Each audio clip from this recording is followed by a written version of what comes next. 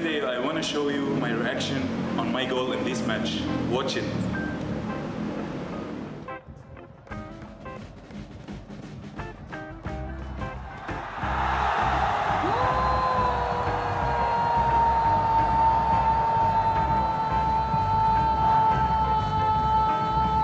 This ball, I was expecting that the ball gets my area.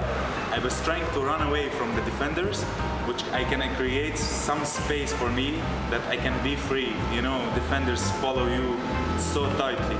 So I was trying to run away. I get ready and the ball suddenly came to my area and I tried to flick it to the other post, which is hard for the keeper because he's standing on the right side, and I tried to score on the left side, and it was really good. I was very glad to score that goal and help the club to get the first 3 points home. It was great moment. That was my first home goal. I dedicated to our fantastic fans, and I asked them always to come to the stadium and support us and show us that amazing support. EWAKO!